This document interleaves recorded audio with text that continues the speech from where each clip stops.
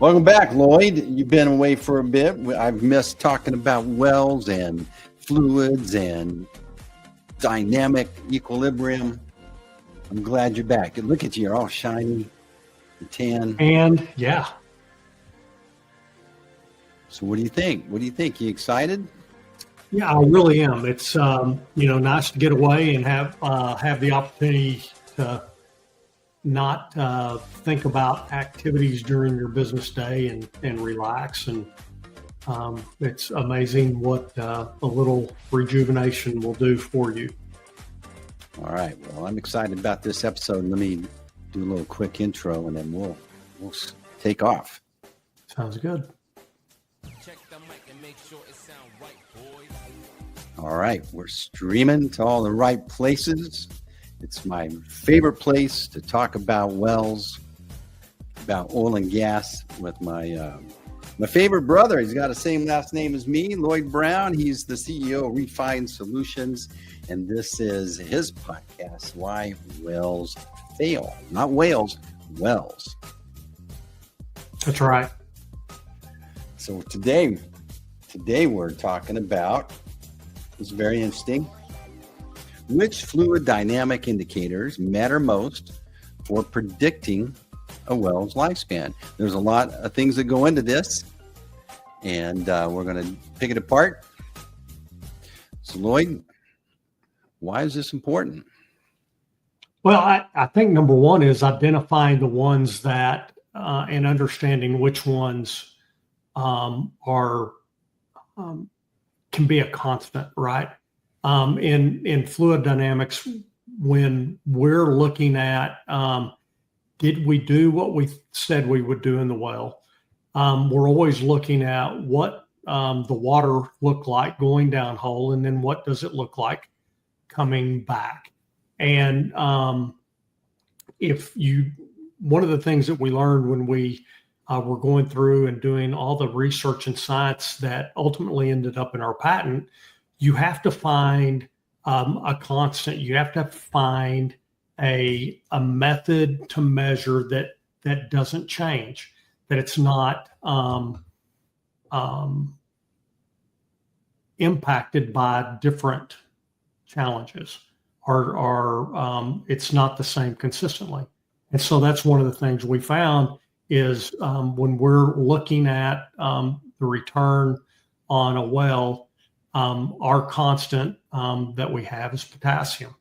The reason that we look at potassium is that we can take that element and we can measure it against the background in the geology, and we know if a certain process, catalytic process, is taking place, that material is going to change over time. And if we've done a good job of keeping it in dynamic equilibrium, that we've taken it from static, we've put in this big instability into the geology, and we're wanting to chemically put it into dynamic equilibrium, we have to have a constant to measure. And for us, in our process, that's potassium. And it's because it ties back to a catalytic event that if we've not done a good job of providing dynamic equilibrium, then that potassium number is going to change over time rapidly. Yeah, so we took a static situation, introduced chaos. There's a lot of things that can go wrong.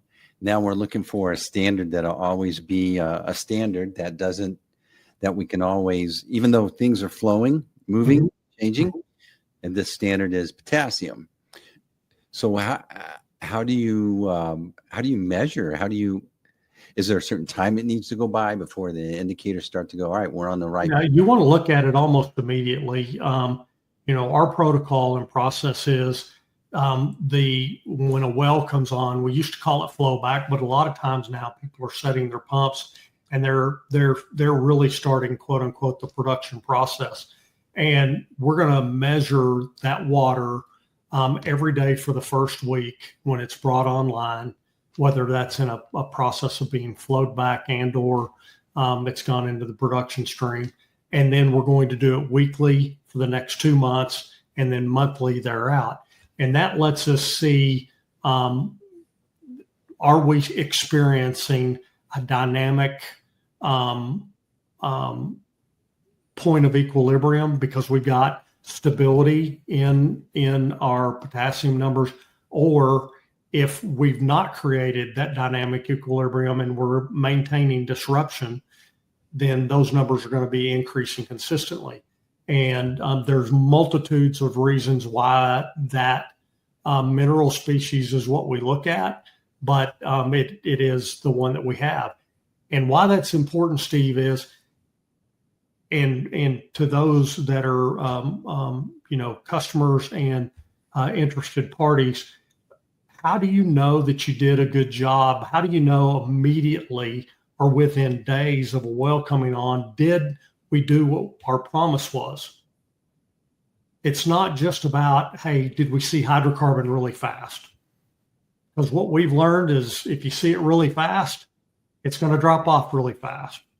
And if it comes on in a progressive, orderly manner, it's going to continue to increase over a long period of time and then also decline at a much lower pace, which ends up being a much more productive well over time. And there's so many other dynamics, but it's really important to know what you're going to measure. And that's one of the things that we make a commitment and we explain and teach. We're real fond about the EDGE method. Do you remember what the EDGE method is, Steve? It's been a long time since we've talked about it. Yeah, you put me on the spot, so I remember us talking about it. EDGE is done by the Boy Scouts, right? Yeah. It's one of the greatest training organizations that we've ever seen.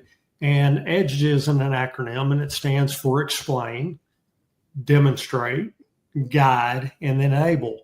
And that's one of the things we get in such a hurry.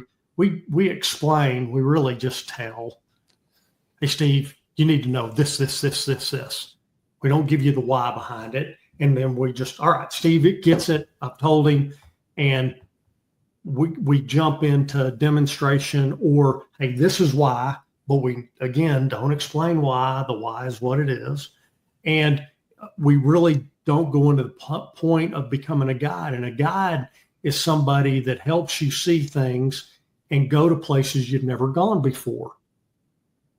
A guide and a coach are very similar, but a coach will sometimes stand in the distance and give direction from a distance, but a guide really comes alongside you.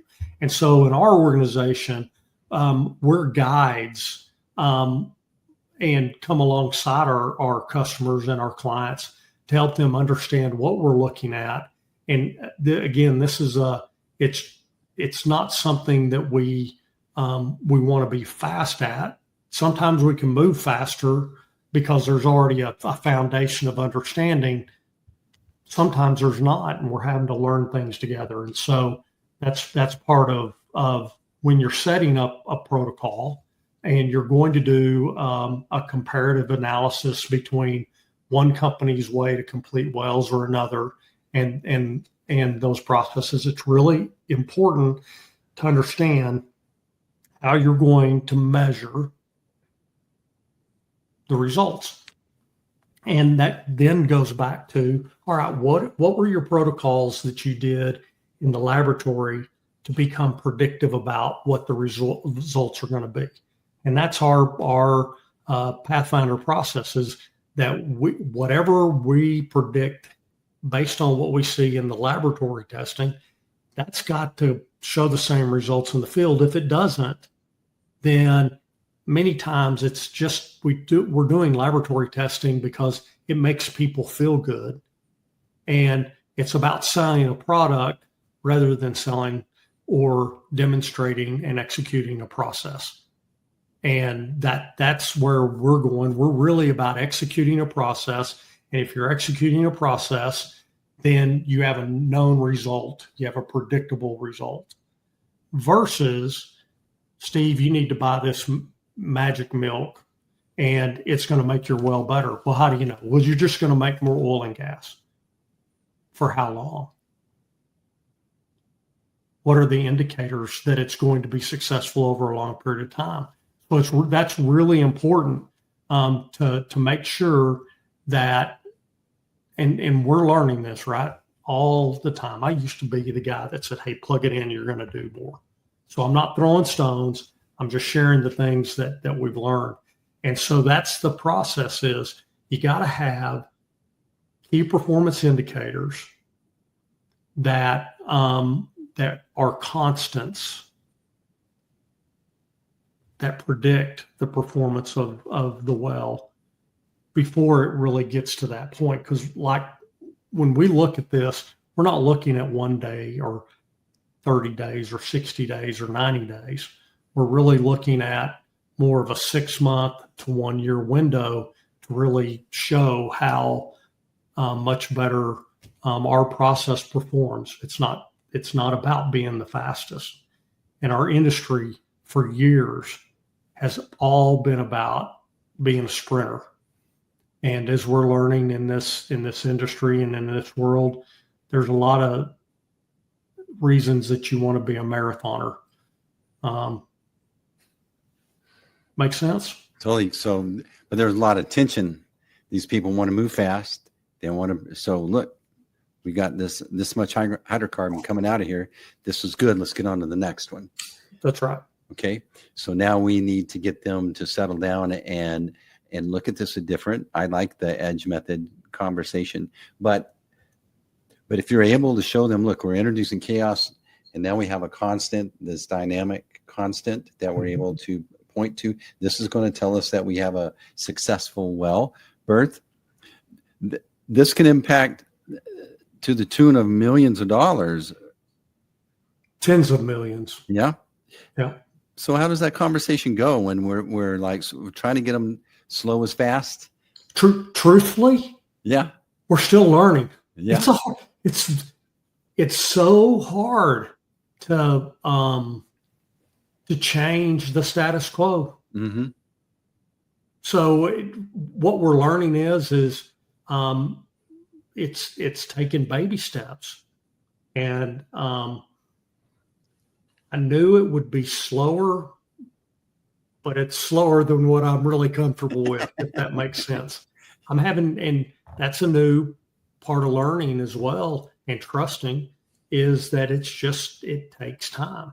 It takes time to disrupt the status quo, but it also, we have to understand why the status quo needs to be. And that's where the edge method comes in. It's like getting to the point of all of us agreeing that we're disrupting static equilibrium. And it's a natural law and it's intuitive, and everybody goes, yeah, that really makes sense. But then why is that important? And so that's the next part of it, right? We have to explain it, then we have to demonstrate. Here's why it's important. When these things happen, you make CO2, you make H2S, you create migratory fines that create emulsions that keep the well from ultimately giving up all of its liquid resource. You know, there's just these levels of progression, and we're having to teach our team internally to communicate it so they can go externally communicate it. So we're doing, in some ways, the exact same thing we're asking our customers to do and to look at when we're measuring the success and or failure of the process. It takes a lot of courage, because I hear these CEOs talking about, they have to answer to board members and shareholders, and they want to see the quarter end up great numbers. And that puts the pressure on to do short-term things to get a little quick bump. Absolutely. And it is, when you're working with publicly traded companies, and if they're not really, really big ones, the analysts control the value of that company, and the executives are customers' executives. And by the way, I've lived this life previously, and it's not fun, but everybody's living for that next 90 days, and there's promises. And again, you have things, disruption happen all the time. And so it's really I have a lot of compassion because they're of the promises that have been made. And that's one of the headwinds that we've had is when we say, hey guys, you're going to have, 12, 15, 18 days of delayed production. And you add that, let's say you do 10 wells, you multiply that, now you're 180 days combined of delayed production. And Scary. that's money, right? Mm-hmm. And so it's cash flow. And so there's these things that we're doing and bringing about, and the financial guys are going, we can't do that. But then when you go, look, hey, but in 90 days, this is what you're going to be able to report. This is going to be the transition, and this is going to be the uplift that you're going to have versus getting this early satisfaction. And I can't tell you how many times my phone is rung, and we thought we communicated well, but they're like, hey, we're getting only water and it's day 12. And this other well, it came in, we had oil in day 2. Mm-hmm. You're like, oh, that's really good. And they're like, no, it's bad. And you're like, no, it's really good. Those are the kind of things that when we're understanding the parameters that we're looking for, those have to be explained. So this is a proven model. You've had other companies follow Absolutely. your process, and that took a lot of trust. There was risk involved in trusting you. Absolutely. Well, I can go all the way back to 2012. I met with an engineer that we'd had a relationship back when we were at BJ Services years earlier. And, this was before we'd really developed a process. We were selling a quote unquote product and said, hey, this is the best thing. You need to use it. Well, he jumps in with both feet because there's a trust from our past.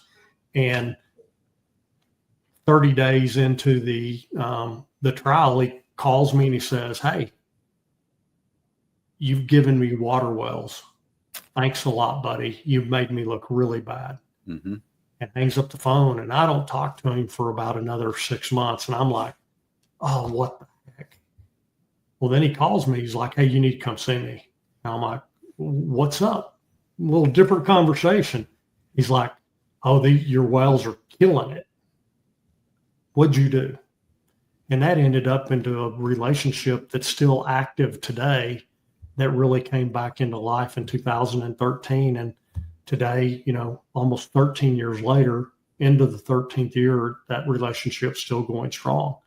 So you have those moments where we're both learning, and it looks like you're a failure when you're really not. Mm-hmm. And that, again, that's really important why you have those key parameters that you understand what you're measuring other than what's the real easy thing to measure.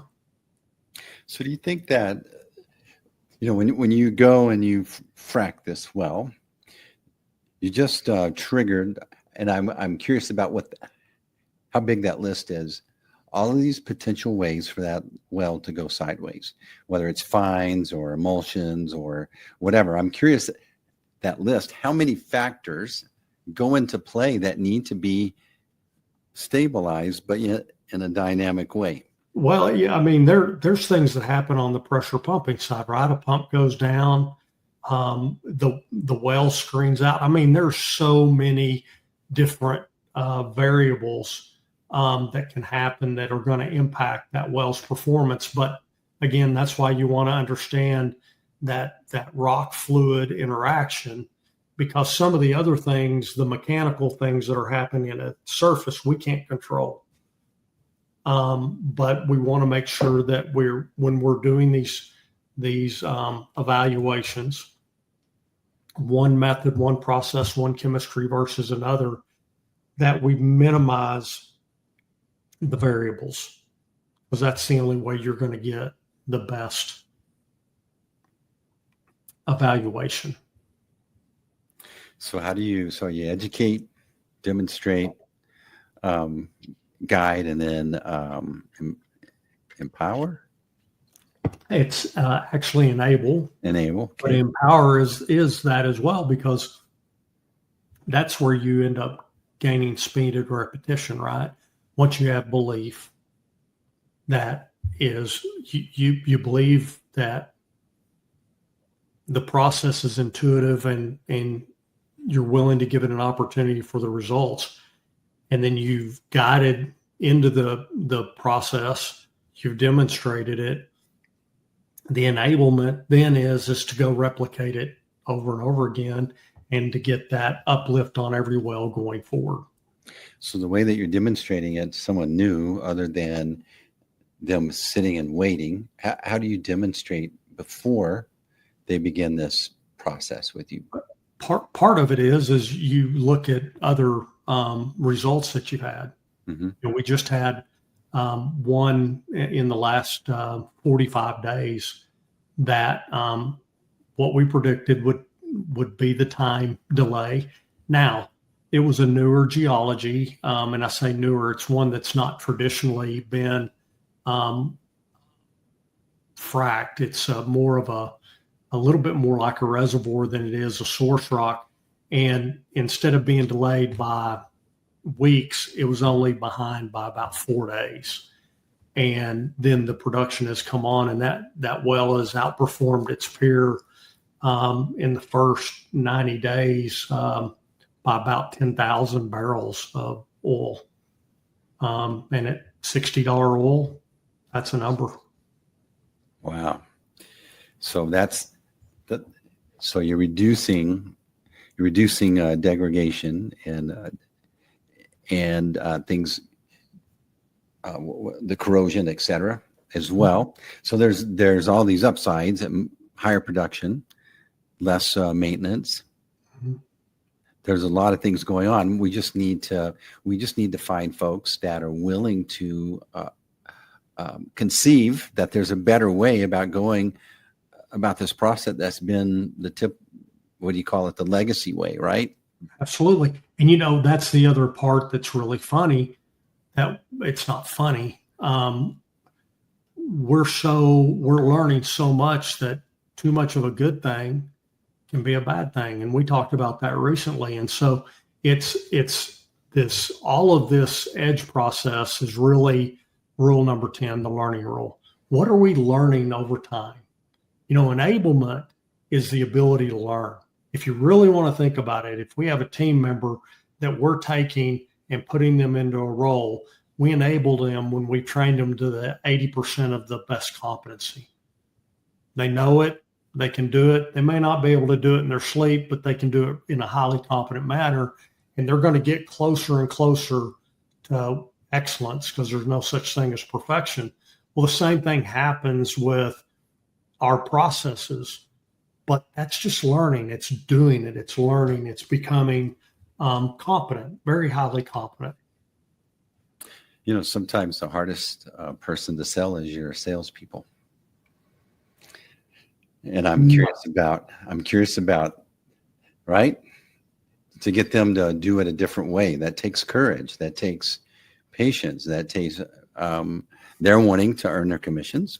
Yeah, you know what it really, well, and we're not a company that does commissions, so we're not incentivizing people to sell a product. Our team is incentivized by all of us doing well. And that, again, that's another really important constant, right? It's doing the right thing all the time for the right reasons, Mm-hmm. and not incentivizing behavior just to meet an arbitrary number.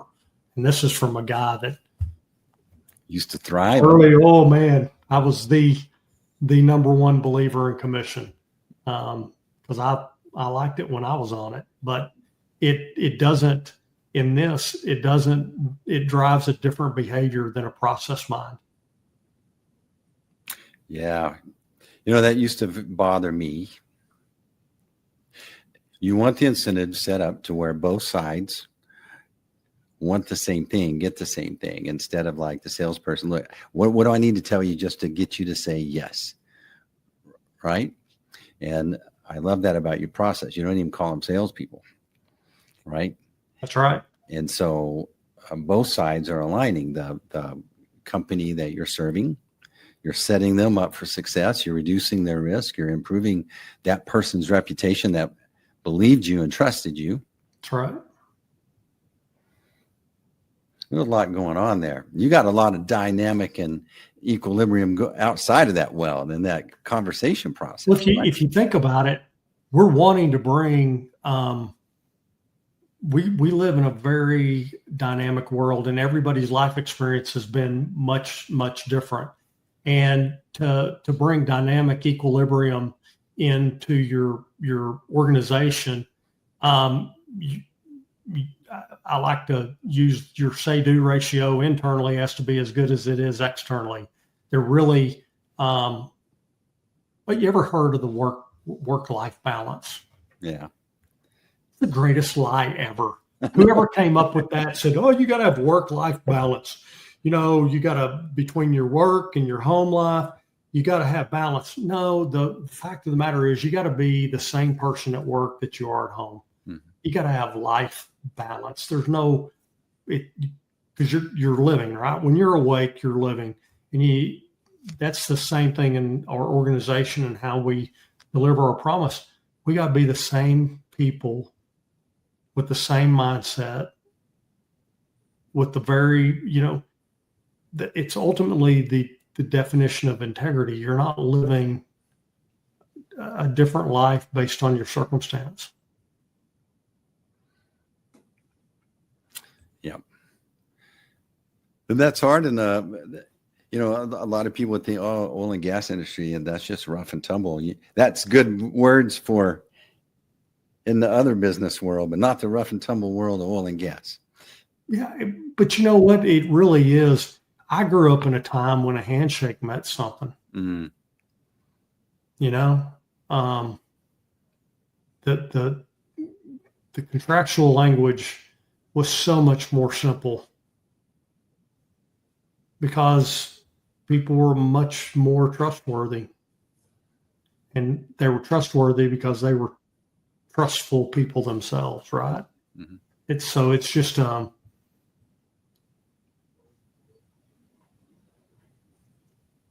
it's really the key. It's that reputation, right? Yep. Handshake back in the day was about reputation. So speaking of, describe the perfect company that would love what you're doing, that would be that trustful, that want to, describe that to me.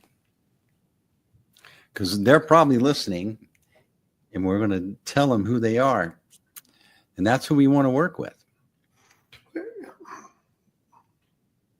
That's a hard one, Steve, because there's no, again, perfect.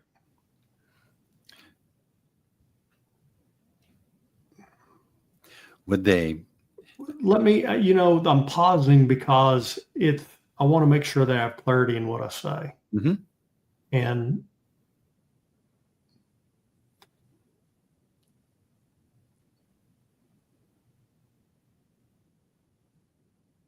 one attribute is comfortable being uncomfortable.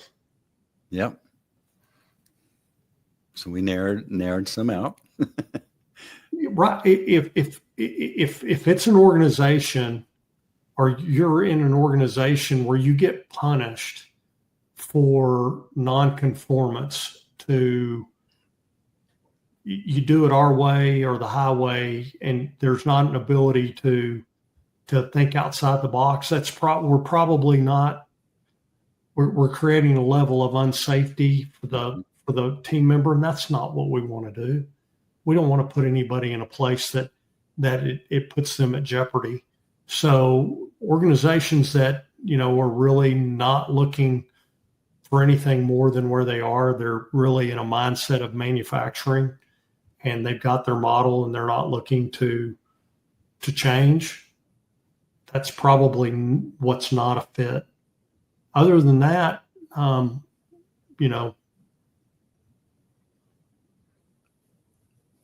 most of the companies, and the funny thing is, I haven't really run into one that's not looking for improvement. But sometimes it's the season of where that company is, that they're not in a place where they can take that risk. So it's this balance. But really that's what we're going to bring, is comfort in becoming uncomfortable, because we're going to have a way to measure it that's going to tell you we're doing what we said we're going to do prior to the results showing up. Because that's the time where there's worry, right? Right. So you're a partner with them. You're there with them. You got a very unique process that you're going to take them through.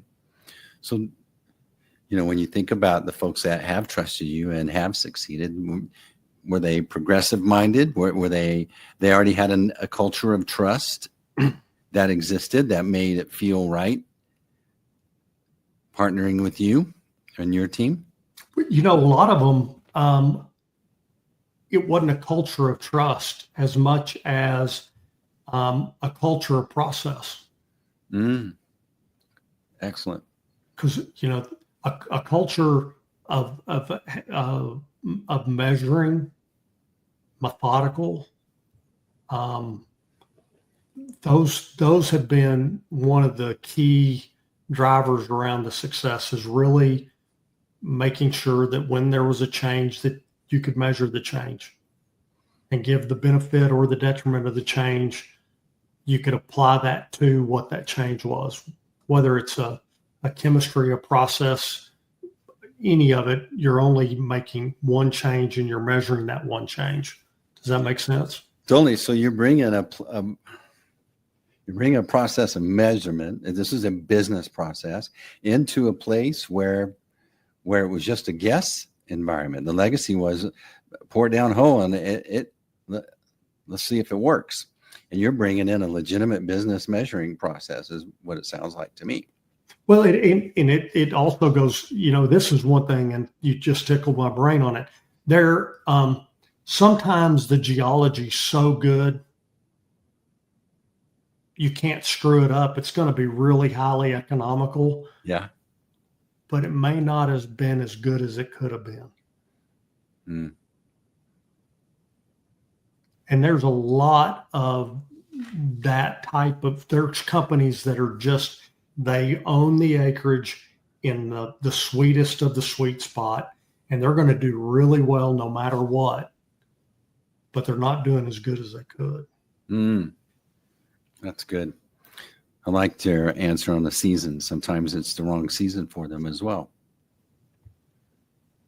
Absolutely. So there's so many dynamics, Steve, that are. That's what I'm wanting. I'm wanting a list of all these dynamics so we can figure out. This is a significant list of little levers that cause more chaos or that take us out of dynamic equilibrium, right? And right. Well, and that's part of our role, is to also understand what that is for them. Yeah. For example, the companies that we're wanting to partner with, I read their financial statements, all the ones that are publicly traded.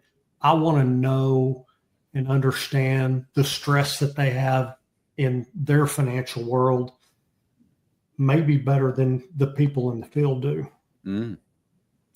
Because how can I be a good partner with them if I'm not able to understand the stress that they're under, and then go in and try to put them under more stress? Make sense? Yeah. Because again, our process is going from a place of comfortable to uncomfortable. And usually we only change when we're so uncomfortable. We don't have a choice. Right? That's our human nature. That's at least my nature. I've been there. All right. So this is excellent. So what did we learn today? We learned about edge. We learned about potassium. Let's see if I pass. We learned about whether it's right season or not.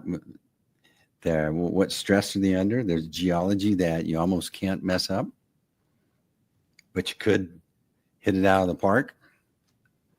What am I missing, Lloyd? That's really, I think that's it. All right. So we want to work with folks that appreciate a methodical, measured process, and that understand that we're going to be we're going to need a little more patience than normal, but we're going to end up with a better production. Yep. Yeah. That's So- right. So if that person's listening and he's going to, or she's going to, how do they connect with you, Lloyd? Lloyd.brown@refinedcompletions.com, or through any of the social media platforms that they're seeing this podcast on, and, or go to our website and hit contact us. It's all the above. That's refinedcompletions.com. Lloyd Brown, connect with him and his team so you can have some predictable success. Lloyd, great conversation. I learned some stuff today. Thank you, Steve. All right. And so that's a wrap. Let me a little music here on the way out.